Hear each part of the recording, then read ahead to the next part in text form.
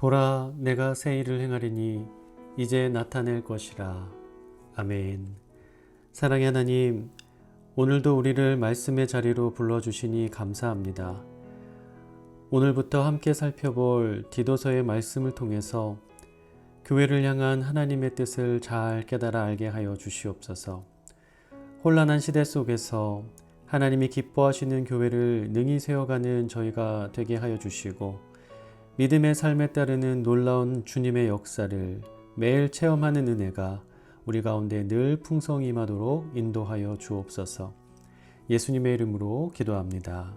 아멘. 할렐루야. 사랑하는 성도 여러분, 이 시간 디도서 1장 말씀 함께 읽도록 하겠습니다. 디도서 제1장.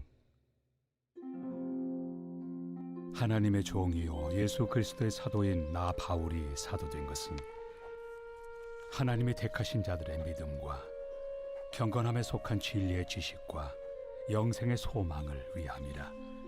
이 영생은 거짓이 없으신 하나님이 영원 전부터 약속하신 것인데, 자기 때에 자기의 말씀을 전도로 나타내셨으니 이 전도는 우리 구주 하나님이 명하신 대로 내게 맡기신 것이라. 같은 믿음을 따라 나의 참 아들 된 디도에게 편지하노니, 하나님 아버지와 그리스도 예수 우리 구주로부터 은혜와 평강이 내게 있을지어다.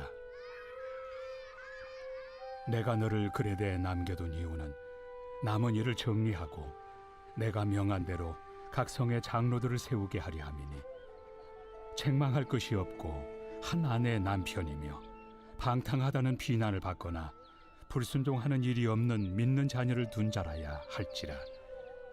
감독은 하나님의 청지기로서 책망할 것이 없고 제 고집대로 하지 아니하며 급히 분내지 아니하며 술을 즐기지 아니하며 구타하지 아니하며 더러운 이득을 탐하지 아니하며 오직 나그네를 대접하며 선행을 좋아하며 신중하며 의로우며 거룩하며 절제하며 미쁜 말씀의 가르침을 그대로 지켜야 하리니, 이는 능히 바른 교훈으로 권면하고 거슬러 말하는 자들을 책망하게 하려 함이라.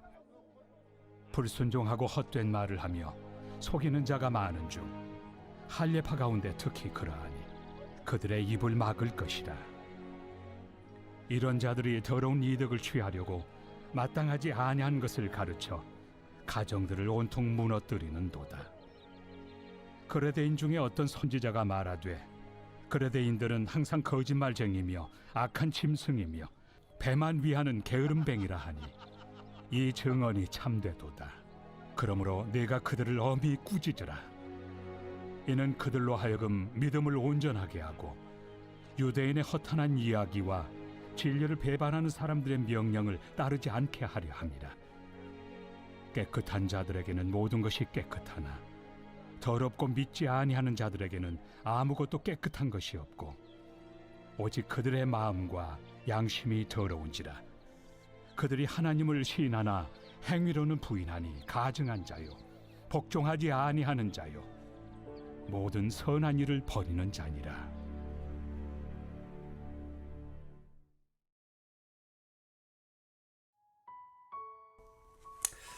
할렐루야. 사랑하는 성도 여러분, 8월 20일 토요일 아침입니다.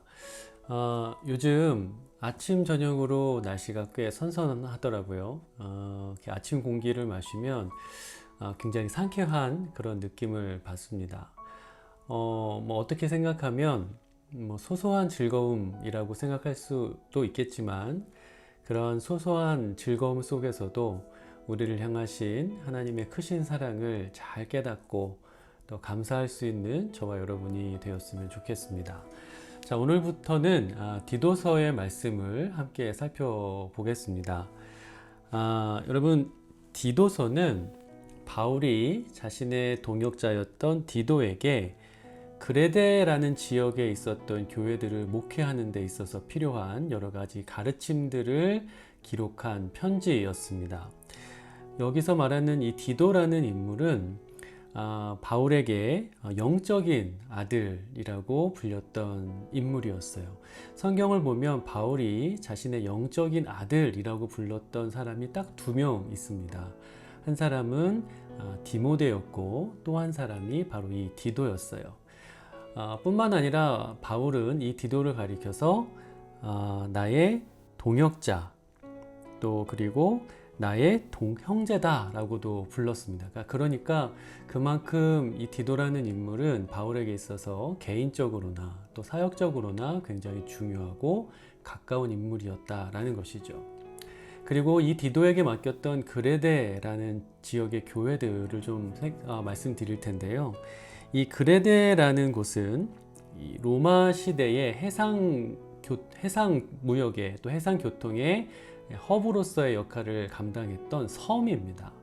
자, 그런데 이 교통의 요지라는 특성 때문에 이곳에는 온갖 곳으로부터 유입된 이교적 문화들이 가득 차 있었어요. 그래서 굉장히 문란하고 또 우상숭배가 가득했던 곳이었죠. 또 유대 역사의 학자였던 이 요세푸스는 이 그레데 지역에 유대인들이 굉장히 많이 거주하고 있었다라고 밝히고 있습니다. 그래서 이 그레데 지역은 율법주의가 굉장히 성행했던 곳이기도 해요. 그리고 이 그레데 지역에 대한 그 주변의 평판이 그렇게 썩 좋지가 않았습니다. 그래서 주변의 사람들이 이 그레데 사람들을 가리켜서 뭐라고 얘기했냐면 굉장히 폭력적이고 또 거짓말쟁이며 불의하고 게으른 자들이다 라고 이야기를 했었죠. 자, 그런데 이러한 그레데 지역에 교회가 탄생을 합니다. 다만 우리가 오해하지 말아야 하는 것은 그레데 지역에 교회를 세운 사람이 바울은 아니었다는 거예요. 그러니까 사도행전 어디를 봐도 바울이 전도 여행 중에 그레데에 들려서 교회를 세웠다라는 기록이 나오지 않습니다. 그래서 많은 학자들이 주장하는 바는 우리가 잘 알고 있는 그 사도행전에 기록되었던 오순절 성령 강림 사건이 일어났던 그 시기에 예루살렘의 오순절을 지키기 위해서 왔던 그레데인 중에 일부가 그 사건을 통해서 회심을 하게 되고 자신의 고향으로 돌아가 교회를 세운 것이다 라고 이야기를 합니다. 자, 그렇게 해서 그레데 지역의 교회가 시작이 되었는데요. 문제는 교회가 점점 성장하면서 동시에 그 그레데 지역에 팽배했었던 잘못된 이교 사상들, 이단 사상들이나 또 그들의 도덕적 행태들이 이 교회 안에 침투하기 시작을 했다는 거예요.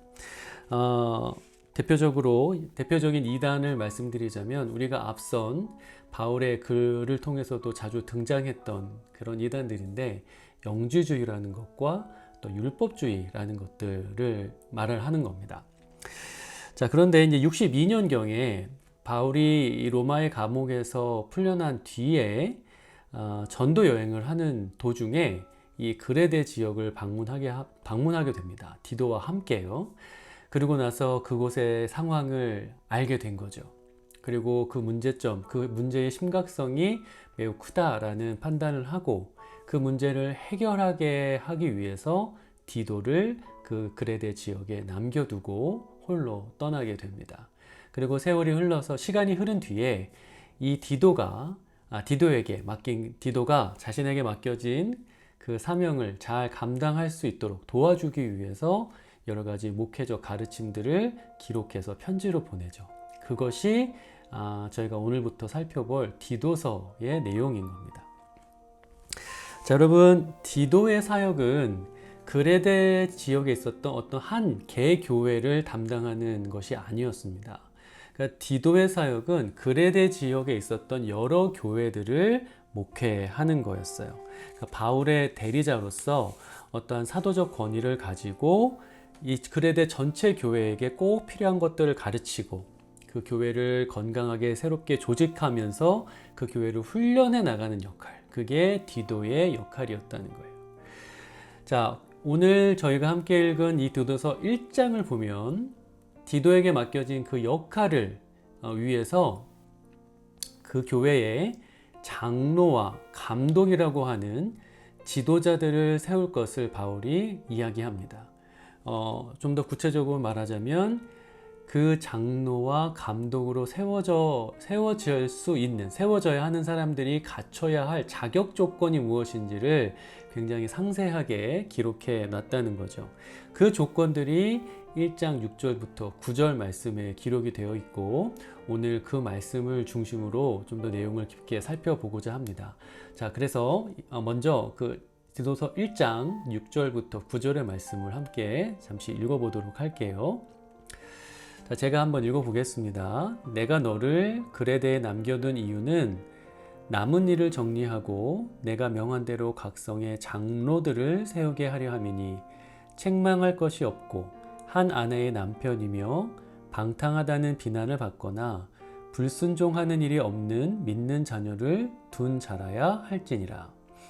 감독은 하나님의 청지기로서 책망할 것이 없고 제 고집대로 하지 아니하며 급히 분내지 아니하며 술을 즐기지 아니하며 구타하지 아니하며 더러운 이득을 탐하지 아니하며 오직 나그네를 대접하며 선행을 좋아하며 신중하며 의로우며 거룩하며 절제하며 믿은 말씀의 가르침을 그대로 지켜야 하리니, 이는 능히 바른 교훈으로 권면하고 거슬러 말하는 자들을 책망하게 하려 함이라.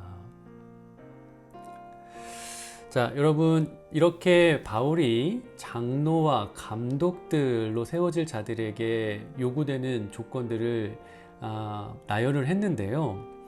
이러한 조건들의 공통점이 무엇이냐면 다 일상의 삶, 실생활에서 증명될 수 있는 신앙이라는 겁니다. 그러니까 그들의 신앙이 그들의 삶 속에서 진짜인 것으로 증명되고 있느냐 없느냐가 그 지도자로서의 선출이 되는 데 있어서 아주 중요한 기준이 되었다는 거예요. 자, 바로 이러한 것을 바울이 아주 명확한 기준으로 내세웠던 이유가 있습니다. 그 이유는 이 그레데 교회를 미혹하는 무리들의 특징 때문이에요. 자, 그 특징이 1장 16절에 기록되어 있는데 제가 한번 읽어드릴게요. 그들이 하나님을 시인하나 행위로는 부인하니 가증한 자요, 복종하지 아니하는 자요, 모든 선한 일을 버리는 자니라. 자, 여러분, 여기서 우리가 주목해야 할 표현은 그들이 하나님을 입술로는 시인하지만 그들의 행위로는, 그러니까 그들의 삶으로는 그것 하나님을 부인하고 있다라는 점입니다. 자, 여러분, 우리의 행동은 우리가 한 말의 진위를 드러냅니다. 그러니까 우리가 한 말에 대해서 우리가 정말로 그것을 진짜로 여기고 있느냐, 우리가 정말 그것을 사실로 여기고 있느냐를 우리의 행동이 증명하고 있다는 거예요.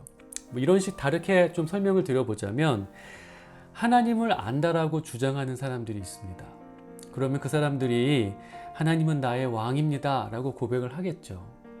하지만 그게 진짜 진실된 고백인지를 확인하려면 그들이 그들의 삶 속에서 정말 하나님을 왕으로 섬기며 살아가고 있는지 아닌지를 확인하면 알 수 있다는 거예요.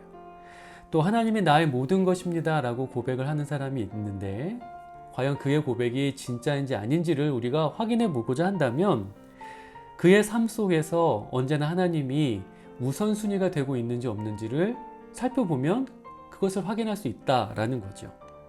그러니까 그들이 정말 어떤 사람이 정말 무엇인가를 믿고, 정말 하나님을 믿고 하나님을 섬기고 또 하나님을 사랑하는지를 우리가 알려면 그들의 말이 아니라 그들의 말과 더불어 그들의 삶과 그들의 행동을 볼 수 있어야 한다는 거예요. 자, 그런데 여러분, 우리가 여기서 한 가지 더 깨어서 분별해야 될 부분이 있습니다. 그것이 무엇이냐면, 그것을 우리가 알면서도 우리가 종종 삶이 아니라 말에 현혹되는 때가 많다는 거예요. 화려한 언변, 또 그럴듯한 외형, 외모, 또 여러 가지 보여지는 외적인 것들에 우리가 큰 비중을 두게 되는 경우가 있다는 거죠. 이 그레데 교회에서도 마찬가지였습니다. 자, 앞서 제가 이 그레데 교회의 영지주의라는 이단 사상이 팽배해 있었다고 말씀을 드렸잖아요.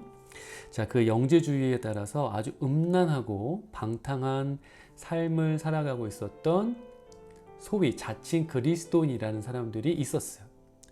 또 유대주의에, 이거 율법주의에 사로잡혀서 이 구약의 이야기를 자주 언급하긴 하지만 이 구약에 담긴 진리가 무엇인지를 아는 데는 별로 관심이 없고 그저 허탄한 지적 논쟁을 일삼으면서 자기의 의를 드러내려고 했던 소위 말하는 자칭 그리스도인들이 그레데 교회에 많이 있었다라는 거예요. 또 여전히 율법과 의식을 지켜야만 구원을 받을 수 있다는 전통에 사로잡혀서 하나님을 향한 사랑 없이 그저 행위만 드러냈던 회칠한 무덤 같았던 사람들도 그레데 교회에 많이 있었어요. 중요한 것은 그렇게 살면서도 그들은 스스로 자기가 하나님 앞에 신실하고 믿음이 충만한 자라고 믿고 또 남에게 주장하고 살았다는 거죠. 바로 그러한 사람들이 이 그레데 교회를 무너뜨리고 그레데 교회를 병들게 하고 있었던 겁니다. 그래서 바울은 디도에게 그러한 상황에 놓여 있는 교회를 바른 길로 이끌 지도자로서 삶을 통해서 자신이 고백한 그 믿음이 참된 것임을 증거할 수 있는 사람을 세워야 한다라고 힘주어 가르쳤던 거예요. 진실로 하나님을 사랑하고 진실로 말씀에 믿음으로 반응하면서 거룩한 삶을 가꾸어 나가는 그 사람들이야말로 교회의 지도자가 되어야 한다라고 말했다라는 겁니다. 자, 그렇다면 여러분, 우리가 거기서 한 걸음 더 나아가서 생각해 볼 필요가 있을 것 같아요. 바울이 그렇게 그러한 사람들을 지도자로 세워야 한다라고 얘기한 그 이면엔 어떠한 소망이 있는 걸까요? 그러한 지도자들을 세움을 통해서 바울이 보고자 했던 것이 무엇일까요? 그것은 그런 지도자들의 모범과 그들의 리더십을 통해서 온 교회의 성도들 역시 허탄한 것과 또 외적인 자랑을 버리고 진정한 믿음, 또 온전한 사랑, 거룩한 삶을 추구하는 신앙으로 나아가는 것, 그것을 바울이 보고자 했다라는 것을 우리가 이해할 필요가 있다는 거죠. 자, 여러분, 이러한 말씀에 비추어서 우리는 어떠한지를 한번 생각해 봤으면 좋겠습니다. 우리의 말과 우리의 삶은 지금 얼마나 일치하고 있을까요? 교회에서의 모습과 또 가정에서의 모습은 또 어떻습니까? 사람들 앞에서의 행동과 혼자 있을 때의 나의 마음은 어떠한가요? 우리가 이러한 점을 아주 냉정하게 또 객관적으로 한번 판단해 보았으면 좋겠습니다. 그리고 그 결과를 회피하지 말고 똑바로 마주할 수 있었으면 좋겠어요. 그러니까 스스로 속이면서 애써 덮어두고 있던 이러한 문제들을 오늘 이 말씀 앞에서 이 기도하는 시간을 통해서 하나님 앞에 내려놓고 진지하게 기도하며 그 변화를 이루어가기를 소망했으면 좋겠습니다. 여러분, 우리가 그러한 마음으로 하나님 앞에 기도하고 또 이 말씀을 대할 때 하나님께서 우리에게 우리의 실상을 깨닫게 하시고 또 그것을 바르게 판단하고 또 진단할 수 있는 그 은혜를 부어주실 줄 믿습니다. 그리고 그 하나님께서 동일하게 우리의 말과 우리의 삶 사이에 있었던 그 괴리감 또 그 간격을 날마다 일치시켜 나갈 수 있도록 힘주시고 도와주실 줄 또한 믿습니다. 자, 우리 샬롯 연합교회 성도님들이 이 교회를 이끌어 나갈 그러한 삶의 변화를 통해서 이 교회를 이끌어 나갈 그 역할을 감당하기에 부족함 없는 자들로 세워지고 또 하나님이 뜻하신 곳에서 하나님이 맡기신 일들을 능히 감당하며 살아가시게 되기를 주님의 이름으로 간절히 축원합니다. 자, 우리 이 시간 오늘 말씀을 생각하면서 함께 기도하도록 하겠습니다. 먼저 개인을 위한 기도 제목인데요. 우리가 말씀의 진리를 깨닫고 그것을 바르게 시인하며 살게 하여 주소서. 또 우리가 그렇게 입술로 시인한 것을 삶 속에서 그대로 행하며 살게 하여 주소서. 또 마지막으로 진리를 혼탁하게 하는 이 세상의 풍조에 맞서며 오직 하나님의 말씀만이 진리임을 증거하는 삶이 되게 하소서. 이렇게 기도해 주시고요. 또 교회를 위해서 함께 기도하겠습니다. 우리 교회에 믿음의 일꾼들이 더욱 굳건히 세워지게 하소서. 또 우리의 자녀들이 믿음의 열매를 풍성히 맺는 삶을 살게 하여 주소서. 또 영육 간의 치유의 역사가 일어나는 우리 교회가 되게 하여 주소서. 우리 이러한 기도 제목을 놓고 함께 간절한 마음으로 기도하겠습니다.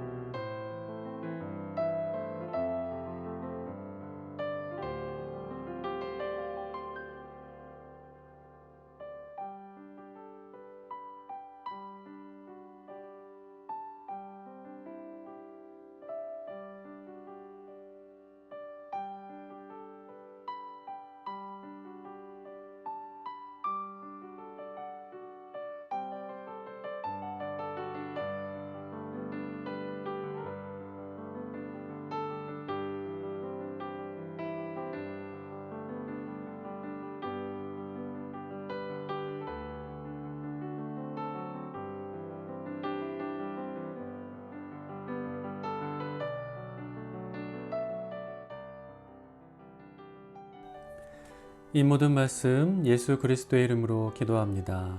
아멘. 자, 이제 개인 기도 시간 더 가지시고요. 오늘 하루도 주님과 동행하는 복된 하루 보내시기를 간절히 축원합니다.